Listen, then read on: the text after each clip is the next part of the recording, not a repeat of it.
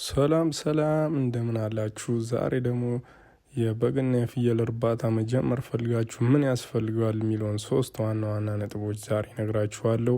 ይህ ለዩቲዩብ የመጀመሪያ ቪዲዮችን ሲሆን ቻናሉን ሰብስክራይብ እና ቪዲዮ ላይክ በማድረግ ይጀምሩ። በመጀመሪያ ደረጃም ስለ ዝርያምና ይሆናል ማለት ነው። እንግዲህ እንደምታውቁት ሀገራችን ላይ በጣም ብዙ አይነት ዝርያዎች አሉን። ልክ እንደ ባሌ፣ ቦረና፣ ጂንካ፣ ሶማሌ፣ ቦንጋ የመሳሰሉት ዝርያዎች አሉ። እነዚህም ዝርያዎች ነጋዴው ላይ በጣም እጅግ ተፈላጊነት ያላቸው ሲሆኑ መንታ የሚወሉና ስጋቸው ለስላሳ የሆኑ ናቸው። እናም እናንተ ካላችሁበት የአየር ሁኔታ ጋር ተስማሚ ነው ብላችሁ የምታስቡትን ገዝታችሁ ብትጀምሩ። ያው የፍየል እርባታ እንግዲህ እንደምታውቁት የፍየልና የበግ እርባታ ያው ሀገራችን ላይ ብዙም አልተነካም። ገጠራማ ቦታዎች ላይ ነው እንጂ የሚሰሩት እንደዚህ በእርባታ በትልቁ የሚሰራ የለም። እና አዋጭና ምንም ያልተነካ ቢዝነስ ነው እላችኋለሁ። በትንሹ ጀማሪ ከሆናችሁ 5 እና 10 በግ ገዝታችሁ መጀመር ትችላላችሁ። እነዚህን ዝርያዎች ከላይ የጠቀስኩላችሁን ማግኘት እንኳን ባትችሉ እናንተ አካባቢያችሁ ካለው አየር ተስማሚ ነው ብላችሁ የምታስቡትን በጎችና ፍየሎች ገዝታችሁ ቢያንስ 2 ወር በማቆየት አደልባችሁ ለገበያ ማቅረብ ትችላላችሁ። በሁለተኛ ደረጃ ደግሞ የምንመለከተው ስለ አመጋገባቸው ይሆናል። አመጋገባቸው እንግዲህ ያው ገበሬው እጅ ላይ ቀኑን ሙሉ ሊበሉ ስለሚችሉ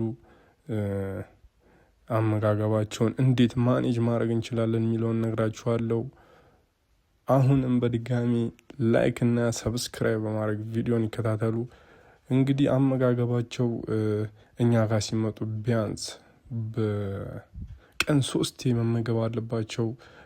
ይህንን ነገር የምናደርገው ቢያንስ እስኪላመዱ ለ15 ቀን ተከታታይ በቀን 3 ጊዜ እየመገብናቸው ከዛ ቀስ ቀስ እያለን ወደ 2 ቀን እናዞረውና ጠዋትና ማታ በምትመግቡባቸው ሰዓት እንግዲህ ያው ኢነርጂያቸውን ሉዝ እንዳያደርጉ አንድ ቦታ ሰብሰብ አድርገን ብንመግባቸው በአጭር ጊዜ ውስጥ ለውጥ እናገኛለን ማለት ነው። ወደ 3ኛው ነጥባችን ስንሄድ ስለ ቤታቸው ይሆናል ማለት ነው። እንግዲህ ፍየል በተፈጥሮ ያው ንጽህናዋን ትጠብቃለችና ቤታቸውን ንጹህ መሆን አለበት። አለበለዚያ ለበሽታ ይጋለጡብናል ማለት ነው። ስለዚህ ቤታቸውን ጠዋት ሁሌ መጸዳት አለበት። በሳምንት 2 ቀን ደግሞ ቤታቸው በውሃ መታጠብ ይኖርበታል ማለት ነው።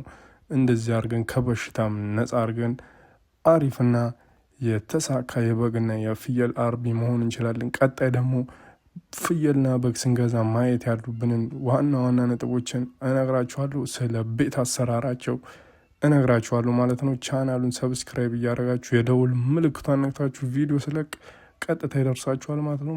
መልካም ጊዜ ይመቻችሁ።